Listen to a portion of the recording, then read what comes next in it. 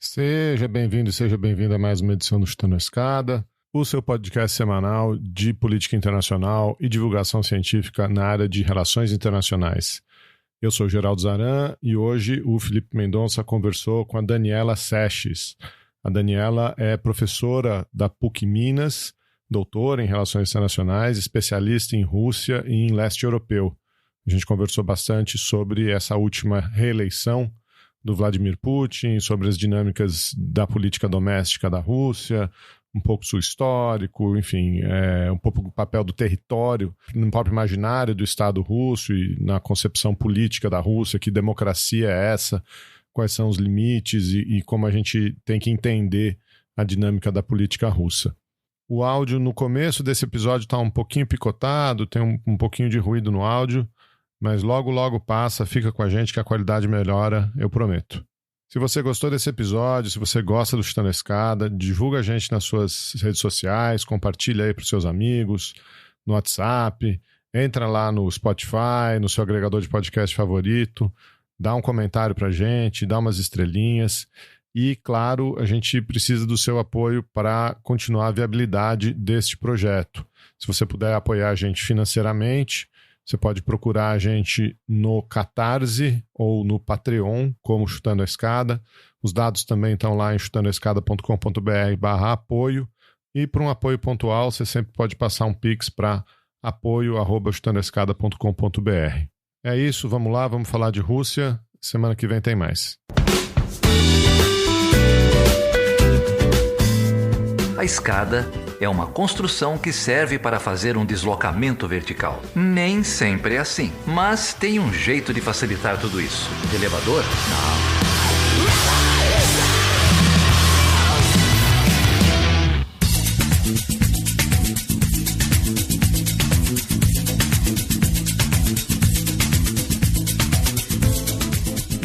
Daniela Sesches, olha, tava com muita vontade de conversar com você.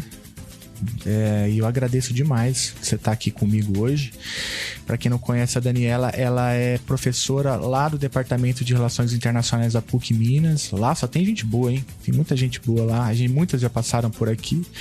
Outros ainda estão devendo, mas a Daniela finalmente chegou. E aí, Daniela, tudo bem? Obrigado por topar falar comigo. Que alegria. Ei, Felipe, tudo jóia? O prazer é meu. Sou fã do programa. Uma alegria poder estar aqui conversando com vocês. Muito bom, muito bom. A Daniela tem vários trabalhos sobre Rússia, é uma especialista, grande especialista no país. É um país pouco importante, né? Que tem demandado pouca atenção dos especialistas. Agora eu tô um pouco mais em paz, que as pessoas estão entendendo melhor por que eu estudo isso há 20 anos. Mas de início era que coisa esquisita, um brasileiro estudando Rússia, agora as coisas começaram a acalmar. Ou não, né? O contrário, na verdade. Aqueceram, infelizmente, eu sei lá. A Daniela, para quem não sabe, é uma grande especialista em Rússia, tem inúmeros trabalhos publicados sobre o país e acompanha sistematicamente, né? Antes de ser modinha, né? Como ela falou aí, o país, né? E um país que estava brincando ali, mas que tem uma importância enorme no sistema internacional e que tem, enfim, despertado a atenção aí de boa parte, né, dos especialistas agora também por conta da guerra na Ucrânia. Mas, Daniela, o que eu queria começar, talvez esse papo, tem várias perguntas que eu quero te fazer, mas eu vou começar pelo que aconteceu em março agora, desse ano de 24, que é mais uma eleição, né? E o Putin teve ali uma vitória esmagadora, né? Se eu não me engano, ele chegou lá a 77%, né? Não mais, né, do que isso, eu não me lembro exatamente. Aqui, achei o número, 87%. E assim, eu como um leigo total, tinha, não a expectativa, mas imaginava que por conta da guerra na Ucrânia, por conta dos milhares de mortos, a gente não sabe exatamente quantos são, mas a gente sabe que são muitos mortos, né? Russos mortos no fronte. A gente também sabe que tem uma pressão inflacionária, né? A elevação do preço da comida e tantos outros, as sanções econômicas que geram ali um problema também para o consumo. A gente que tem a cabeça muito aqui na democracia brasileira, a gente imagina que esse tipo de situação, né, poderia se reverter numa contagem diferente, né? E aí eu queria começar por aí, né? O que aconteceu? Qual que é a leitura assim, que se faz para um leigo como eu, né? Como que você explicaria o que ocorreu ali nesse pleito? Olha, Felipe, é interessante perceber, né, que apesar de a democracia ser um conceito bem estabelecido na perspectiva dos elementos que a constituem, né, dentro de uma ótica liberal, focada em eleições livres, justas e frequentes, direitos de livre expressão, associação, a letra fria do papel nem sempre se esquenta da mesma forma quando chega em sociedades que são tão diversas, né, como são as sociedades mundo afora. E a Rússia não é diferente dessa máxima, né? Aqui no Brasil mesmo a gente tem ainda algumas experiências que se distanciam um pouco desse modelo de democracia liberal, né? Ainda que com eleições livres, justas, frequentes, etc. Na Rússia também acontece esse fenômeno e isso está relacionado, no meu entendimento, à maneira como socio-historicamente a sociedade russa construiu sua relação com a sua existência política, né? Com o Estado como forma de existir politicamente. Então, se a gente for observar a história da Rússia, da formação da estatalidade russa, inexistem períodos de um relacionamento puramente democrático nos termos liberais com o Estado. Na verdade, uma grande marca da existência política russa é essa ideia de um Estado forte. Tem um autor que eu gosto bastante, Andrei Tsigankov, que ele propõe essa ideia de 5 ciclos, 5 sistemas históricos de autoritarismo na Rússia, mas que são contínuos quando a gente pega do ponto de vista assim, do período que esse sistema foi colocado em prática. O que variou foi o formato dele, né? Um início focado na questão religiosa, depois os czares, imperadores, o Partido Comunista e hoje a presidência. Mas quando a gente observa a prática da democracia na Rússia, apesar, né, de haver as eleições frequentes e algumas outras dimensões desses direitos, existe uma democracia que foi desenhada nos anos 90, quando o Estado se separa da União Soviética, de forma a preservar esses elementos de centralismo, né, de concentração de poder na figura do presidente, que está ligada a essas raízes históricas de como a sociedade imagina a própria gestão. Quando a gente olha, por exemplo, para pesquisas de opinião, acho mais impressionante até do que esse número de votos que o Putin recebeu, é o quanto a população aprova o governo dele. Na última pesquisa de fevereiro, cerca de 86% da população aprova a gestão de Vladimir Putin e 75% da população entende que o país está no rumo certo. É claro que esse dado a gente tem que olhar com a ressalva de que é um Estado que tem uma mídia muito controlada, mas é um elemento que é recorrente quando a gente observa essa relação entre sociedade e o governante na Rússia, apesar de haver momentos de ruptura, né, como a própria Revolução de 17, a saída do Yeltsin, enfim. Mas essa relação de reconhecimento e certo enaltecimento de um Estado forte é algo bastante recorrente na sociedade. E a gente tem tempinho para uma história, voltar lá no século IX? Não vou fazer igual o Putin na entrevista com o Carlson, não, pode deixar, rapidinho. Mas é uma curiosidade interessante. É que a história, né, dessa estatalidade russa começa no século IX, com o início de uma organização política em torno ali do povo eslavo na região de Novogrado. E acho muito simbólico esse momento, porque o que acontece? Quando a gente olha para a Rússia, né, um dos elementos que atesta a relevância indiscutível que esse Estado tem ao longo de toda a história da humanidade é o tamanho, né, Felipe? É um Estado que tem 1/10 do território global.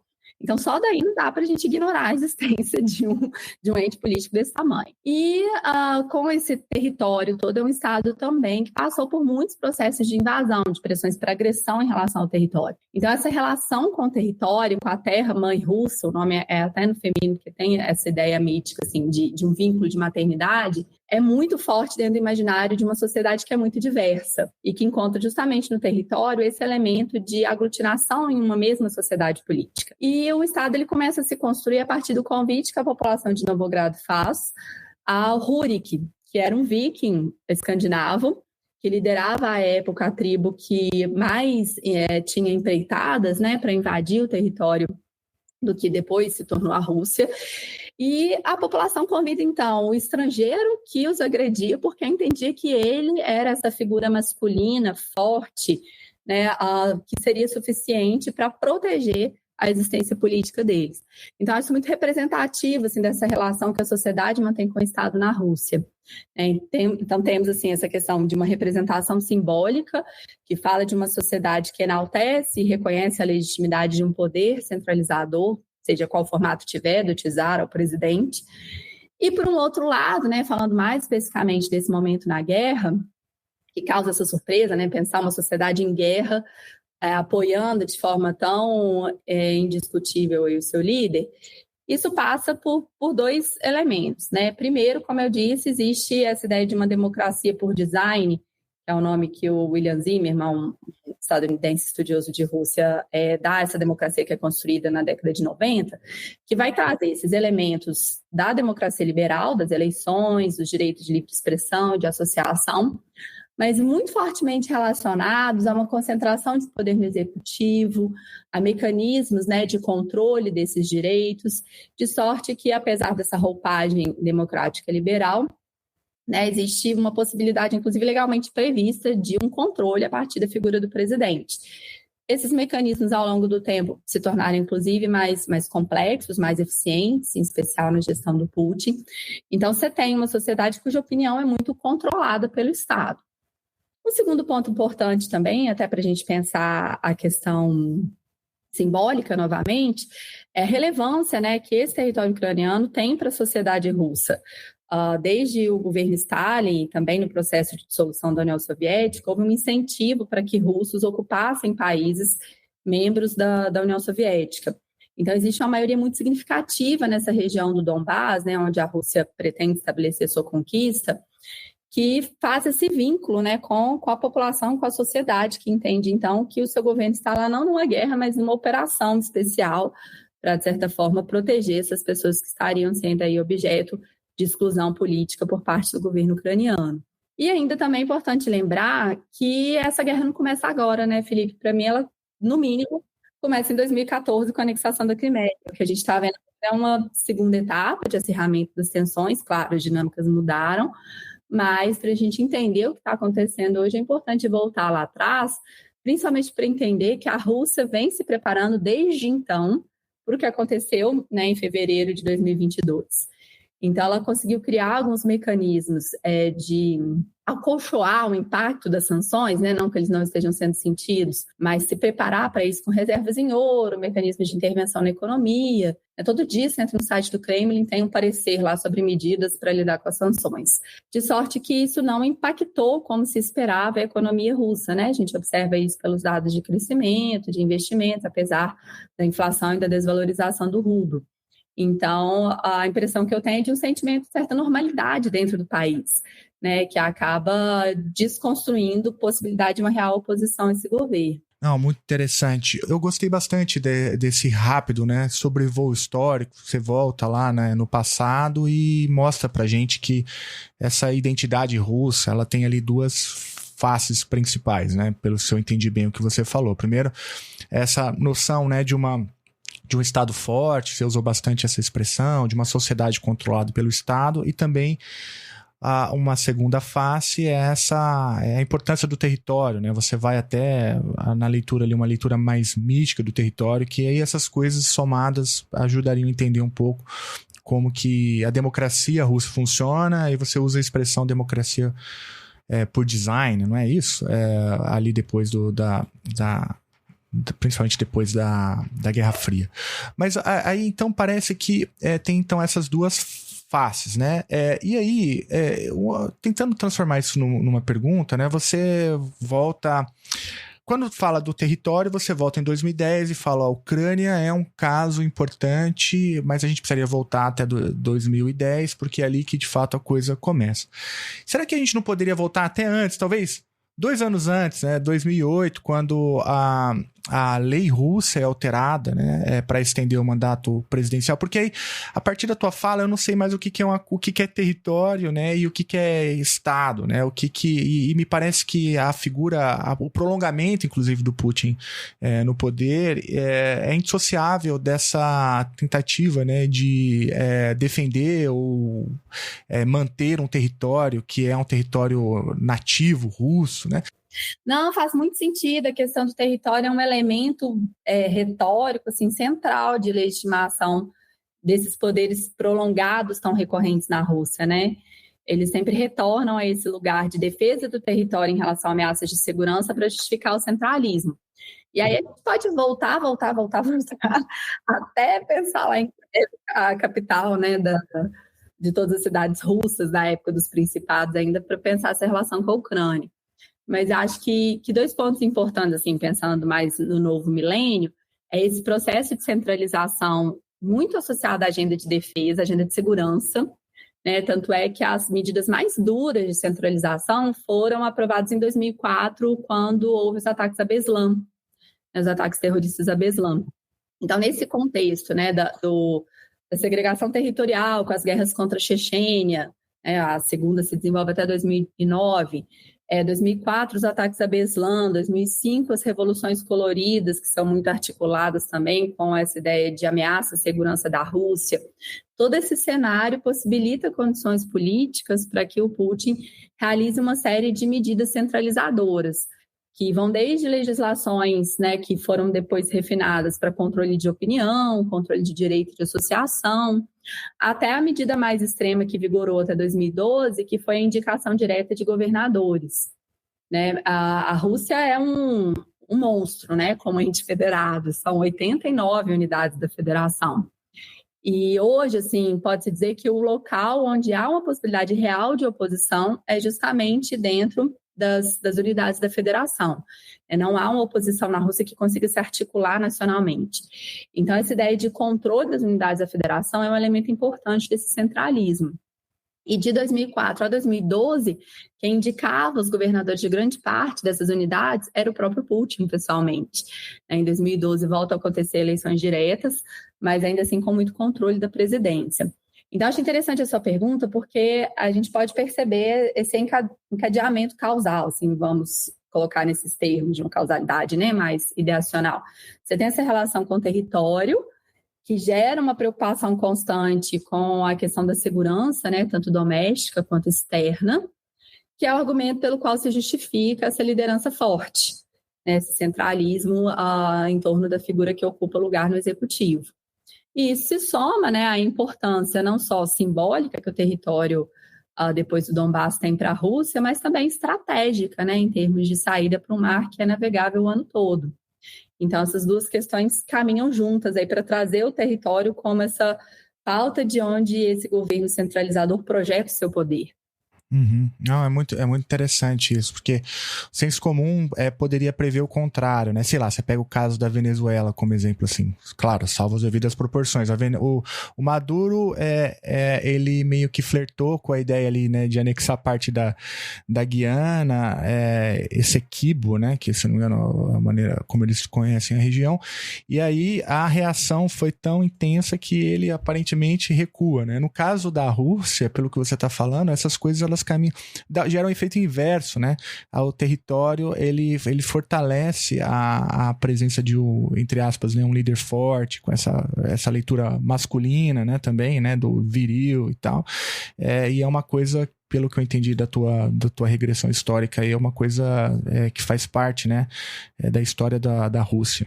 Sim, essa questão do território, ela é um elemento muito importante, porque quando a gente pensa assim, na construção de uma identidade nacional, esse é um tema muito complexo na Rússia, porque normalmente a identidade ela se volta para se fundamentar em um passado social, né, comum, a partir de uma ideia de etnia comum, às vezes a religião também funciona como um elemento agregador, mas no caso da Rússia era impossível fazer uma reunião desse ente político a partir desses elementos, porque a gente está falando de um estado que tem mais de 120 etnias, outros tantos idiomas derivados dessas tantas etnias.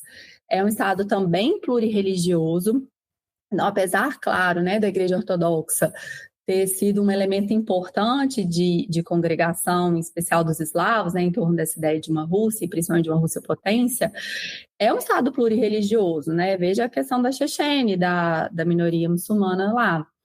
Então, o que faz todos se sentirem russos não é a etnia, não é a religião, não é necessariamente o idioma, agora o idioma tem sido mobilizado muito, mas não é o território. Então, essa relação com o mesmo território, por mais extenso que ele seja, né, é um elemento muito recorrente, não só na agenda do Estado, mas também como a população se imagina pertencente a esse Estado, sabe?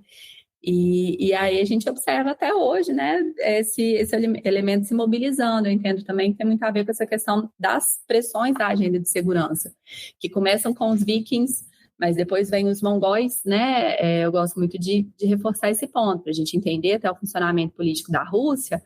É importante lembrar que o primeiro elemento de autoridade em relação ao qual ela construiu sua identidade não foi a Europa, foi o Oriente, né? Foi a gestão do Império Mongol. Então, esse elemento de centralismo também tem uma herança oriental aí do Império Mongol, que foi um invasor, que ficou séculos ocupando o território russo, né? E essa ocupação derivou muito também da não intervenção ocidental. Os exércitos de Polônia e Lituânia vão até a região do Donbass, de novo, né? Há mais de 1000 anos atrás, no mesmo lugar, para pressionar o exército do Império Mongol a parar ali, ou seja, o Ocidente deixa que a Rússia é ocupada durante esses séculos.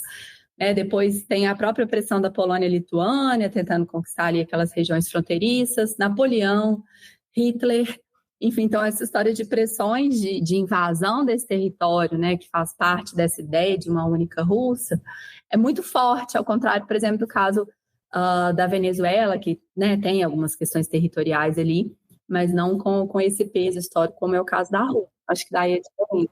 Nem de perto, nem de perto. E aí, pegando esse gancho, assim, essa conjuntura agora, principalmente da guerra da Ucrânia, ela tem, como você mencionou, ela tem um passado, você voltou a 2010, enfim.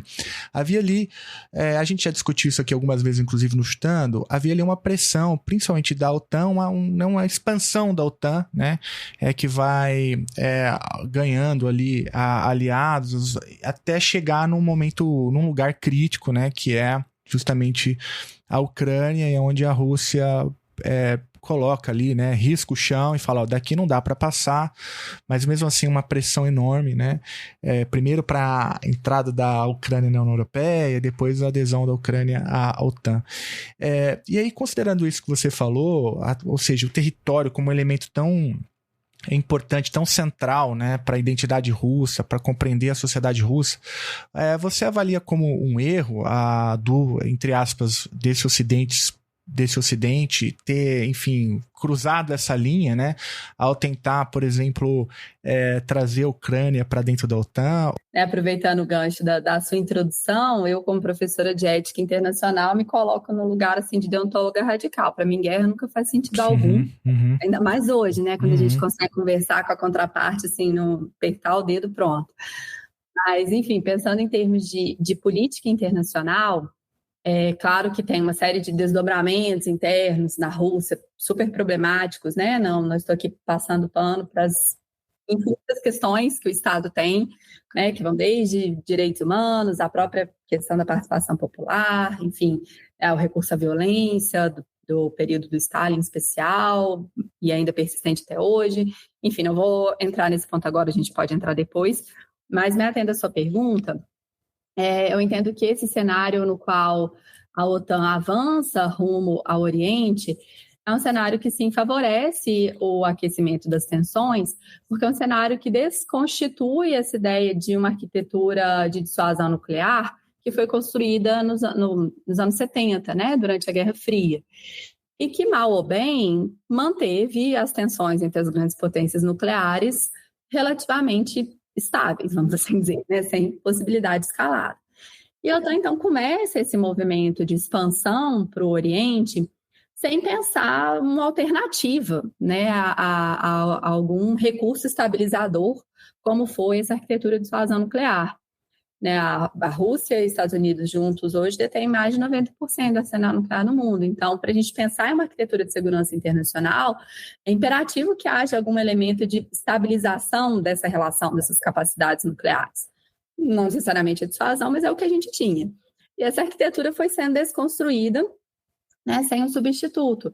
Na medida em que os Estados Unidos começaram a investir em tecnologias de defesa, né, que inoperacionalizavam a capacidade nuclear da contraparte russa. Né? A ideia da dissuasão nuclear é justamente essa possibilidade de não permitir o second strike, não permitir que a potência nuclear possa reagir a um primeiro ataque nuclear. Então, assim, eu desincentivo todas as potências nucleares a darem início a esse tipo de confronto.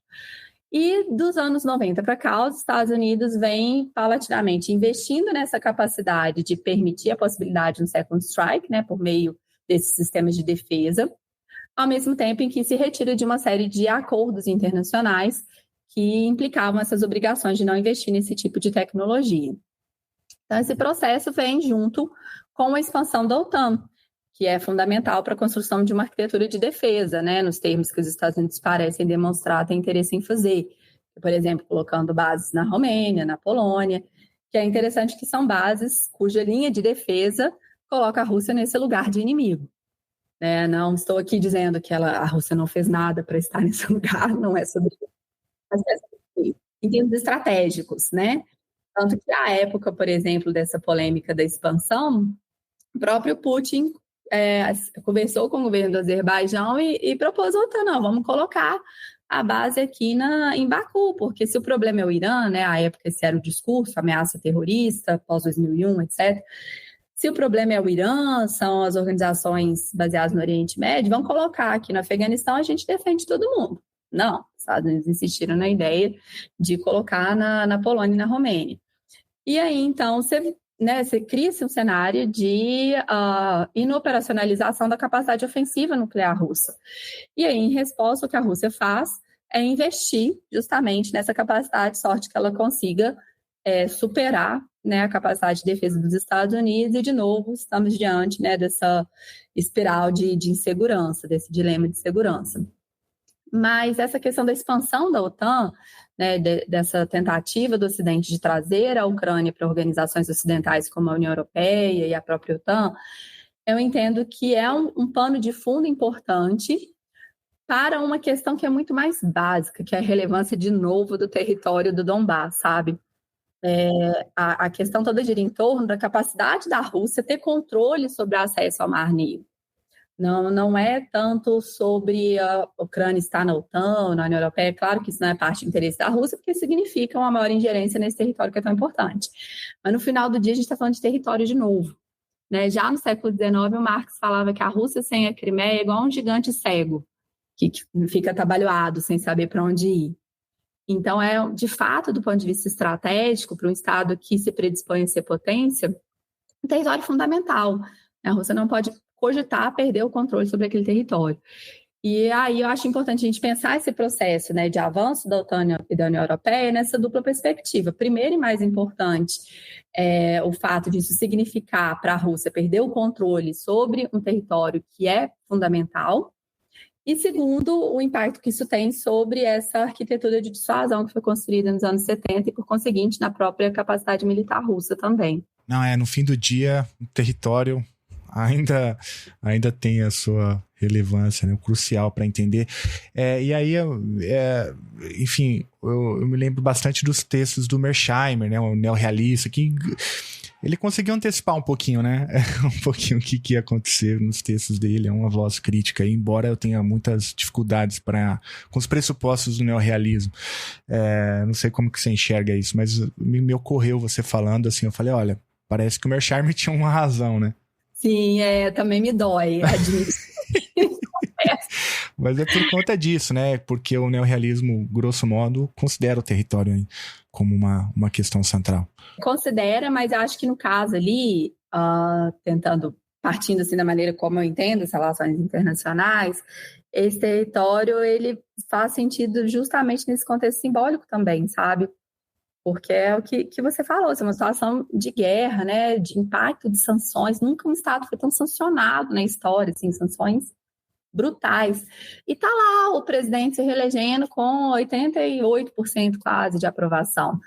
Então, não é um território assim qualquer, é um território ao qual uma sociedade dá um determinado sentido, né? Então, acho que as duas coisas junto nos ajudam a entender melhor essa dinâmica. Deixa eu pegar esse gancho, porque, assim, em linhas gerais, a sua fala tem uma...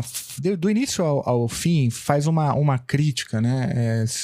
Que, pelo menos eu entendo dessa forma, que é uma crítica a essa mania do Ocidente de tentar projetar no outro os seus próprios valores, seus próprios ideais, suas próprias instituições, né? Desde o começo você está falando, olha, a democracia na Rússia é diferente, não dá para dizer que... Não dá para se esperar que a Rússia funcione de acordo com o que a gente entende do lado de cá como democracia liberal, né? Ou mais ainda, não dá para entender, né? Como não dá para esperar que a Rússia entenda seu território como a gente espera que a Rússia entenda do lado de cá. Do lado de cá, enfim, eu estou me colocando dentro desse Ocidente, nós nem somos, né? Mas esse Ocidente expandido. Mas e aí, diante disso, eu te pergunto, né? Você usou o conceito de democracia por design, né? Eu já te ouvi falar, se eu não me engano, em democracia soberana, ou alguma coisa nesses termos. Como que você, então, enquadra a democracia russa, considerando esses tipos de ideais que a literatura tem colocado à disposição do debate? Essa é uma pergunta que a gente tem que primeiro pensar o que a gente está definindo como democracia. Já começa por aí, né? Já na largada, já. Calma aí. Tá certo, eu concordo, mas vamos lá. Desata esse nó pra gente.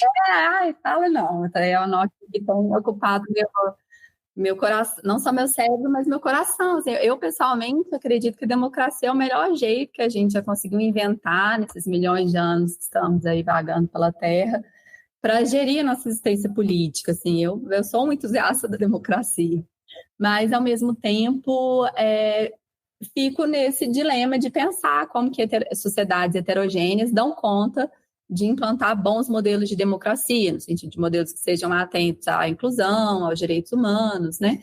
Que não é algo que necessariamente se esgota nesse conceito de democracia liberal, que é muito mais procedimental, né? Fala da questão das eleições, do direito à associação, à livre expressão, o modelo lá da poliarquia do Dow, né? E quando a gente observa, então, esse conceito, que é o conceito que tem prevalecido nos documentos internacionais, na maneira como a sociedade internacional, de certa forma, pensa a democracia como uma de suas instituições, né? E aqui eu coloco 1000 asteriscos, porque isso não é pacífico, mas se a gente olha para esse conceito, não dá para chamar a Rússia de uma democracia, né? Aí, o termo democracia por design, cunhado por um scholar estadunidense, inclusive, ele já traz implícita a crítica de dizer que falta algo, né? E onde falta algo? As eleições acontecem, há alguns momentos eleitorais em que foram levantadas algumas críticas em relação ao procedimento em si, mas muitas das eleições foram, inclusive, reconhecidas e aplaudidas pelo Ocidente, etc. Então, assim, de eleições minimamente funcionais. Agora, quando a gente pensa os outros mecanismos, né, os outros elementos da democracia liberal, a gente encontra algumas questões. Por exemplo, direito à livre expressão. Você tem hoje uma mídia muito controlada pelo Estado, né, uma legislação que limita o tipo de opinião que você pode divulgar. A mais recente dela, por exemplo, implicava em uma multa para quem falasse sobre o exército russo. Então, né, de quebra, você não pode falar sobre o esforço de guerra, operação militar especial, o que quer que seja. Então, tem uma série de mecanismos, uma lei também que implica em penas, inclusive, de privação da liberdade, caso você atente contra a honra do presidente. Isso tem sido usado também para indiciar, né, críticos ao governo. Então, é bem limitada essa capacidade de livre expressão. Somada também ao direito de associação bastante limitado, que foi muito atacado, principalmente de 2011 para cá, que foi uma eleição muito dura para o Putin, né? Que em 2011 ele decide se recandidatar de novo. Ele havia prometido que não ia fazer isso depois do governo do Medvedev, e ele foi muito criticado nesse período, um período em que também a economia já não ia tão bem.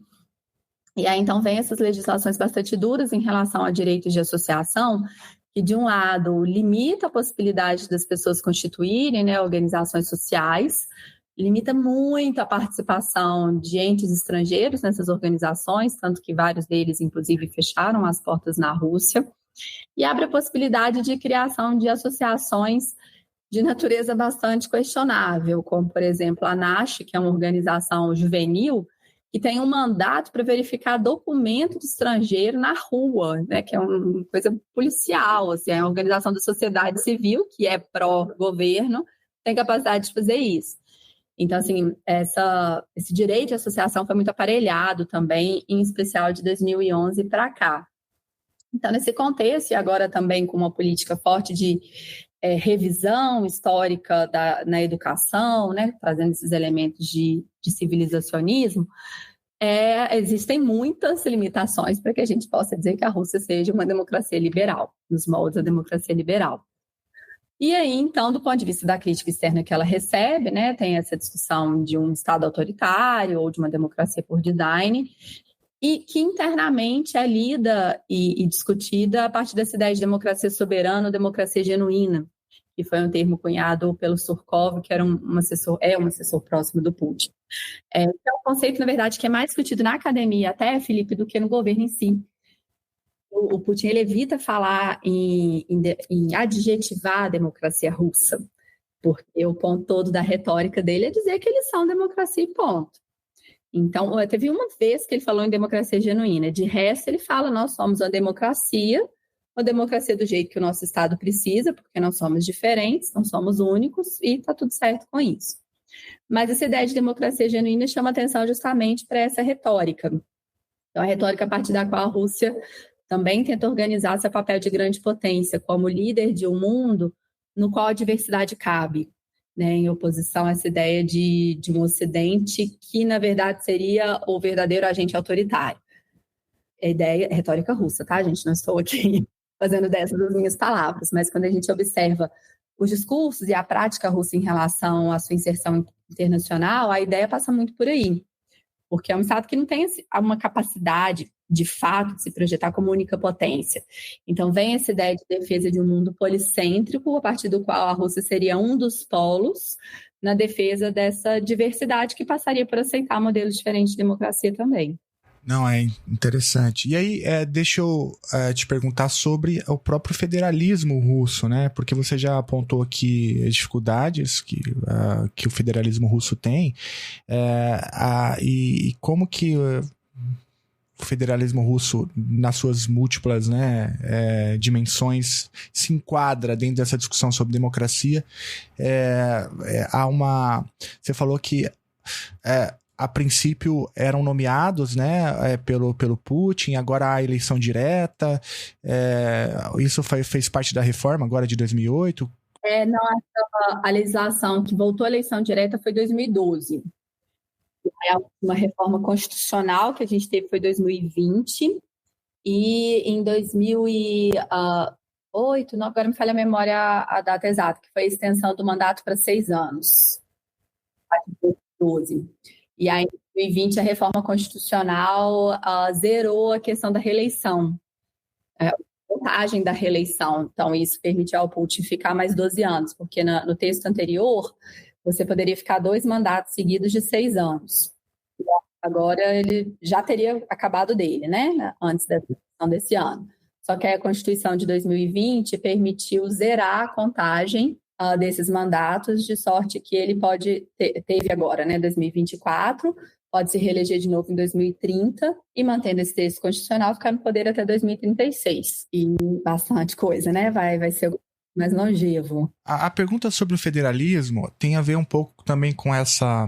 Eu estava pensando aqui, né, com essa leitura muito comum no Ocidente de que países agressores, né, quando sofrem sanções econômicas ou uma espécie de reprovação da comunidade internacional, por dentro haveria uma geração quase que espontânea ali, né, por dentro de uma oposição, né?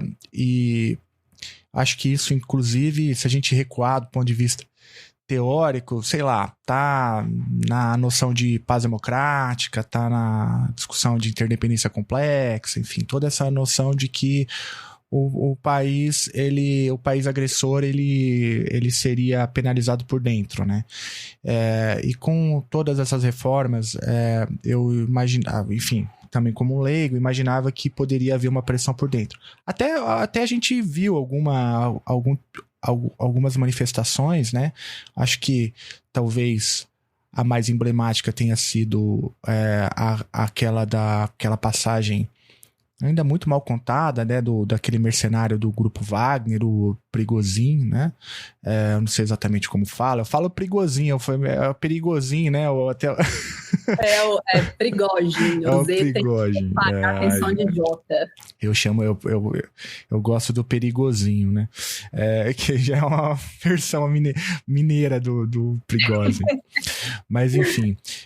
E teve agora o caso mais recente, né? Da morte daquele opositor, o Alexei Navalny, né? Que morreu no cárcere. Enfim, eu tô misturando uma porção de coisas para te perguntar um pouco essas manifestações de oposição interna, né? Pela via do federalismo, me parece que não ocorreu, né? Mesmo com as eleições diretas. O que eu acompanhei assim de longe pela imprensa são esses casos, né? De uma ou outra oposição, de uma ou outra liderança, mas todas devidamente bloqueadas, né?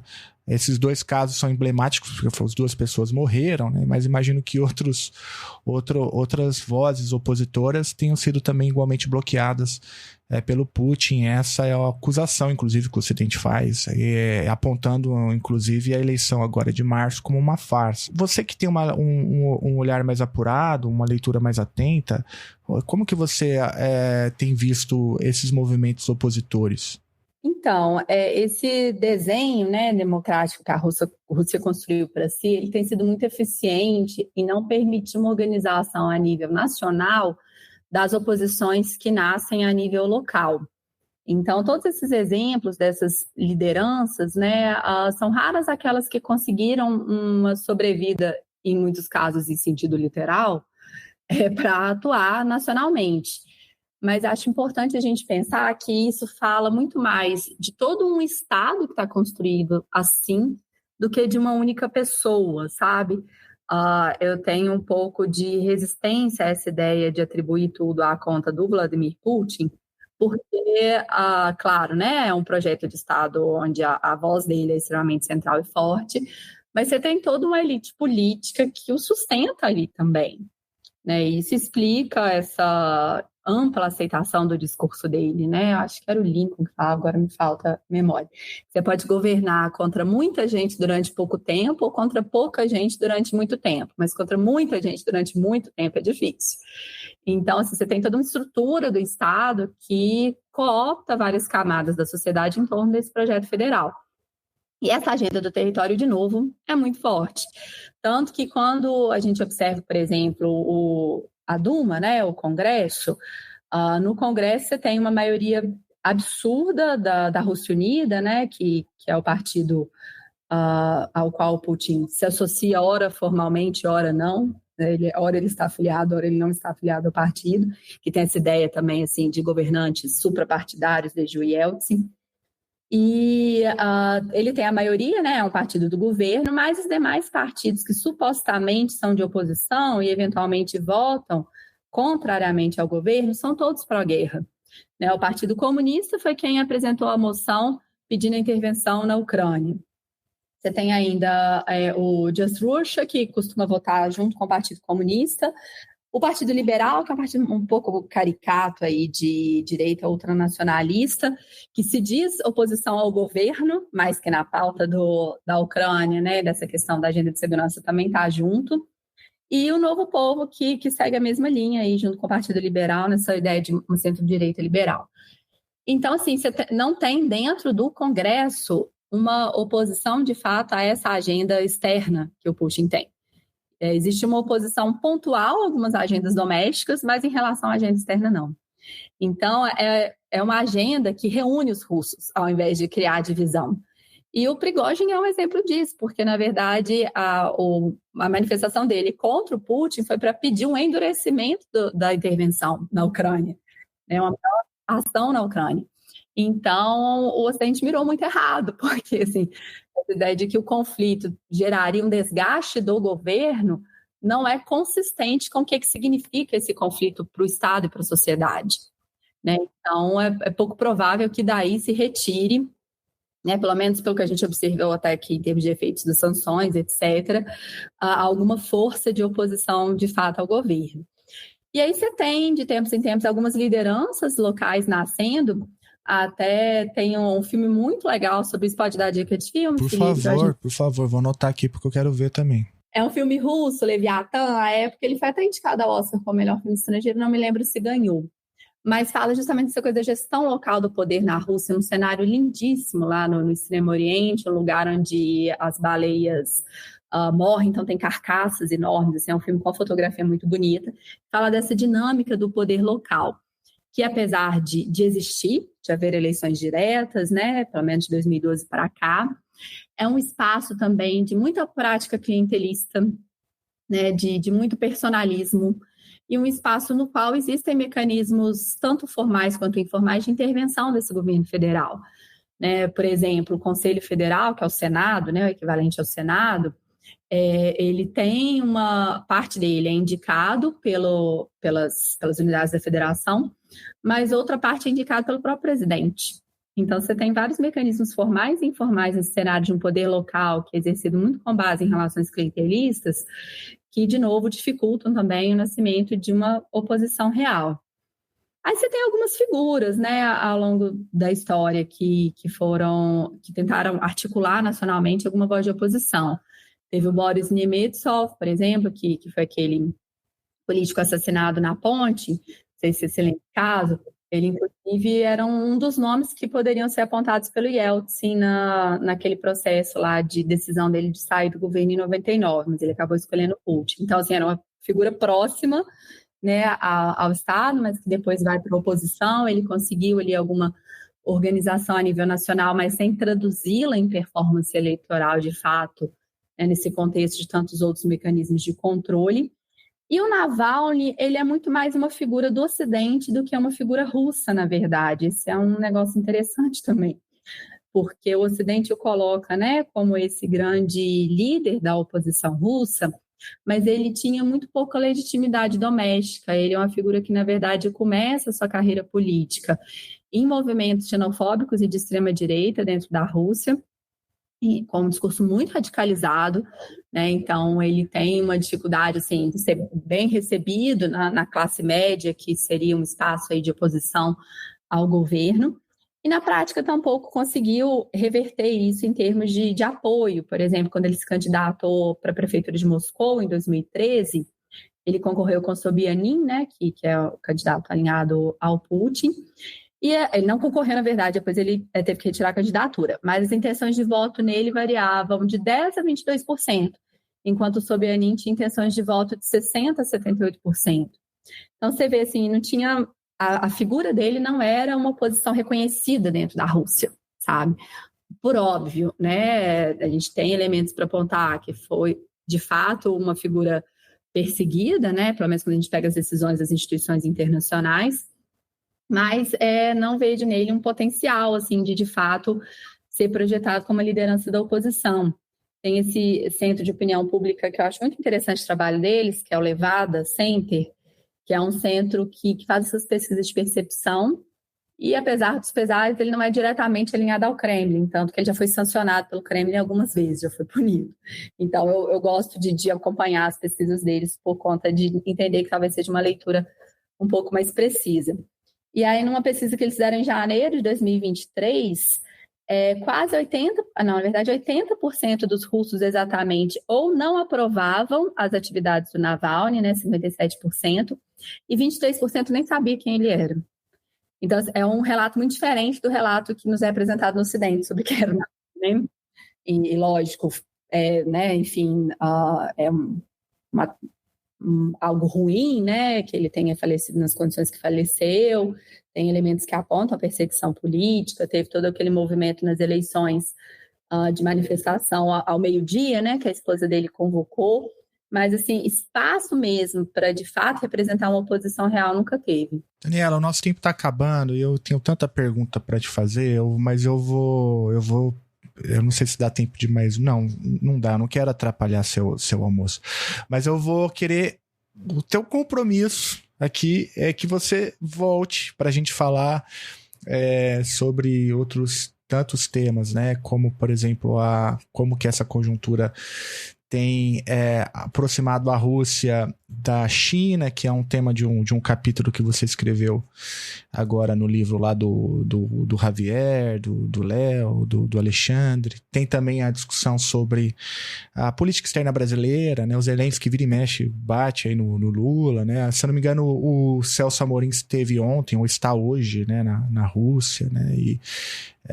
Então tem tanto tema bom pra gente conversar, mas eu vou cumprir aqui o acordo, né, e vou te liberar para o almoço, mas eu queria que você voltasse para a gente poder discutir. Eu volto, com certeza, é só chamar. Gosto demais de conversar dessa agenda, especialmente com vocês.